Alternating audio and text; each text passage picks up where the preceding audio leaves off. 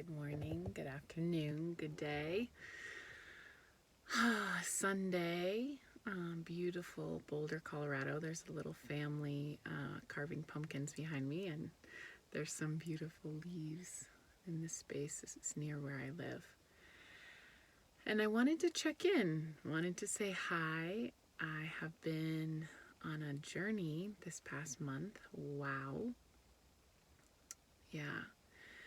And the way I look at these things is when you sign up to do deeper work and you're ready for it, the teacher and the teachings come. And that's what I felt most of all this month, is that I was ready for it. I was signing up for it, and boy, did they come. So I've been doing a course called The Cross of Phoenix with Michael Neutrino, and he's a human design kundalini yoga gene keys teacher. You can find him online. He has a YouTube channel and a really good website with lots of courses that he offers, Michael Neutrino. And he used to be Catalyst Yogi. I've been following him for pretty much 20 years, and it's been just intensifying this feeling that I needed to do deeper work on myself and finding ways to do that. So going to teachers, I went to my teacher trainer that I did my Kundalini teacher training with in 2004. I went to her, and I've been working with her for the past 2 years, and then now working with him. He was in the teacher training before me. But he's also studied all these other things that I find really fascinating. And so I just think that we're in times now where we need as many tools that resonate and as many ways to find our truth and speak our truth and do our work and show up, because it's not going to get easier for quite some time. We're in such a transformation. We're going from, a transition in ages, so from darkness into light.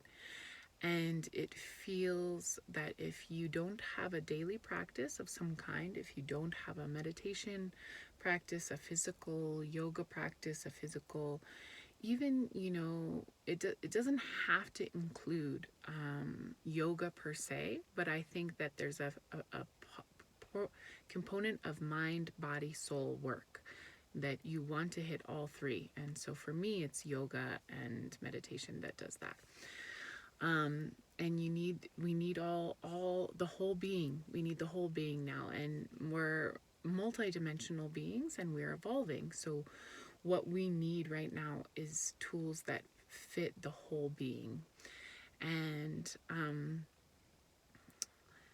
this month for me, learning about flow, because I signed up to teach a class called a workshop that's coming up on Tuesday evening, which is also the new moon in Scorpio, as well as a solar eclipse. And I'm teaching alongside 2 other teachers, beautiful women.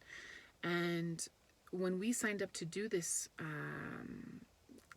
event on this day, we set forth a commitment of the work coming to us. So we learn first. That's how it works. If you sign up to teach, you will get the lessons that you're going to share. So for me this month, I've experienced an increased role of leadership in like 5 different areas. And some of them were planned, and some of them just happened. And I think for me, that has been really beautiful. It's been really great. It's felt like, yes, this is what I want. And it's been a whole upgrade of my being, because I've been showing up as mom. I've been showing up as a business owner. I've been showing up as partner for some time now in our like family unit and my life right at this time. But showing up outside in the world, as a teacher and as a community leader and as a leader in my sort of lineage is something that I think has been brewing, and it's really needed I needed some crises to step up and step into that power that I have, but it was afraid to claim. So a huge event happened with my father, and is still ongoing and will continue. And it's put me in a place of really learning how to let go and how to do my part, but not take on too much. I think that's part of what we're learning right now, is how to take care of ourselves so that we can take care of others. Because if we can't take care of yourself, you can't do SHIT for anyone else, right? So that was a big one. The other one is this surrender. We really, we think in the West that surrender is weakness, but it's more. My eyes are, they're like, there's stuff coming out, and it's the wind or whatever I'm speaking about, and who knows. So surrendering to, of course, life in the moment is really the only, it's the biggest lesson, and it's the biggest tool we can use, but it's also extremely difficult considering the ways that our attention is currency now. We are being asked to do so many things in one moment, and we're being asked to pay attention to so many things. And the way that technology works is like, I often feel like my phone is another child. It's like always pulling on my energy because I'm with it and I'm feeling it, right? And if you think about that on a massive scale, like the way your nervous system works and the way that you are holding the responsibilities and the way that I would say astrologically and universally we are feeling the energy of others, and we are all going through the same thing. I was in Walgreens the other day, and it was like these two young people talking about their week. And it was just so amazing to me because it was like they were both saying a very similar experience of what I've been feeling. It was like, whoa, this was a really heavy week. So much happened. I had to take care of myself. And, I believe that we are all coming into unified field now. So even though, maybe there have been times where it's like, oh, I feel like a lot's going on in my life and no one can relate. I think it's totally different now. I think most of us, when things turn up a notch, we're all feeling that. So very important to be gentle with yourself and to trust that what you're feeling isn't just you isolated dealing with whatever's happening. It's really a small part of a much bigger picture, and that's why it is so important to do the work and to show up for your part so that the whole puzzle fits together and we complete this experience of evolution. So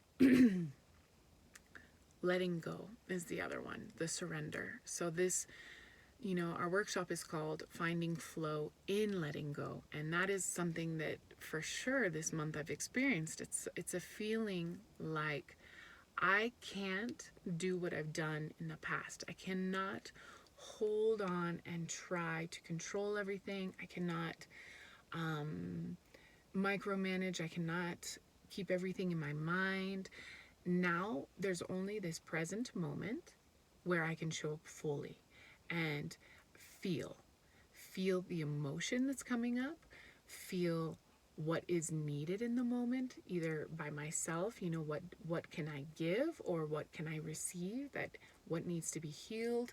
That really feels like the most important work that we can do, because the more we come in line with who we are as multidimensional beings, as humans with not just a brain, the more we can come in line with our heart, the more we can come in line with our physical body, the more we can come in line with our energetic bodies, the more we can come in line with our psychic and intuitive abilities, the more we're in this natural flow that's always happening. It's always present.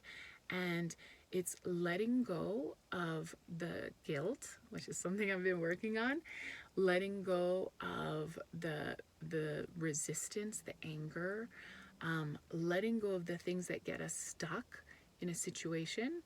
And like once we let go and the flow comes in more, and we make the space, we let it go, we make space for more flow to come in. So